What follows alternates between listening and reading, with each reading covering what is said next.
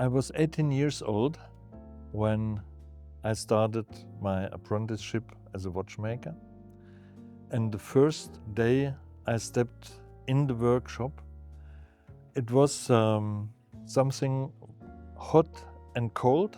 I was fascinated by the quantity of watches that had been there on the shelves waiting to be restored or repaired, and cold and shocked because they just gave me an alarm clock, a table clock, and said, okay, take this, repair it. Well, I was irritated because I came there, I went there to learn, not to execute.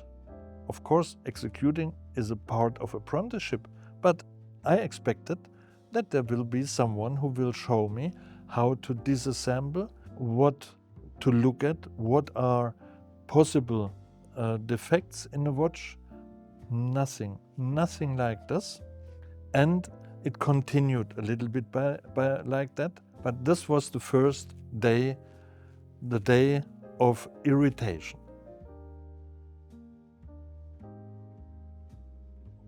They did everything to convince me to go to school, to finish the Matura, and then to go to university.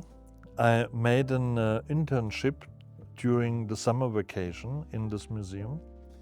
And beside the fact that they just put me a clock on my place and said, repair it, after the summer vacation, I explained my parents I will go there. So they really did everything. And at the end, just to have my peace, I said, okay, I will try it. So I went again to school until a lesson in Latin.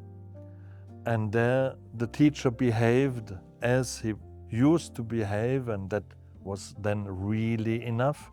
I went out down to the secretary and asked for my papers, and then declared midday to my parents that I quitted finally and definitively the school. And then I went to Wuppertal to this museum and started my career. It is always this, like butterflies in the stomach. It is something exciting.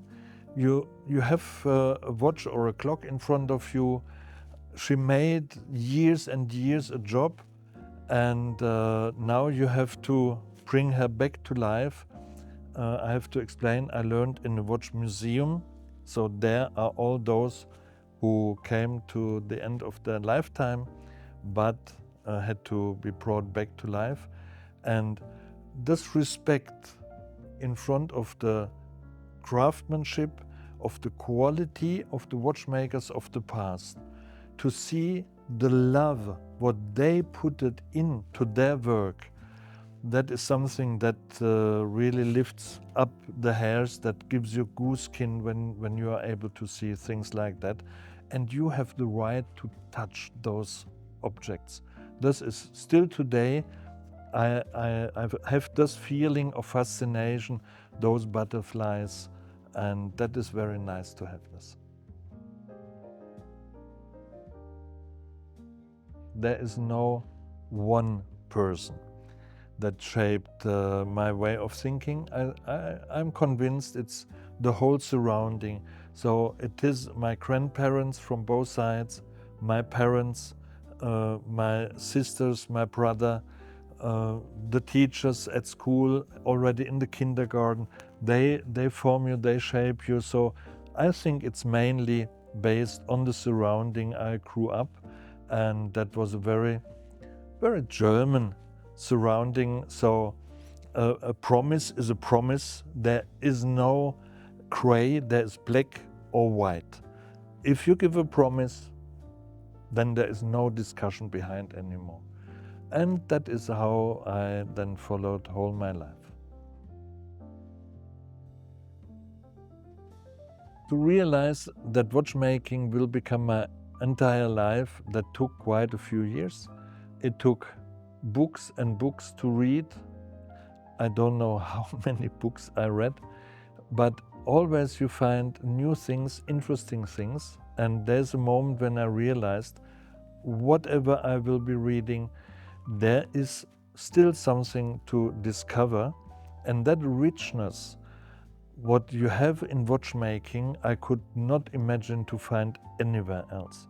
It is a very historic profession that went through all the aspects, and therefore hundreds and hundreds and thousands of ideas, inventions, different sort of watches executed in the different ways. It is simply endless. And this endless place to discover, that is what fascinates me.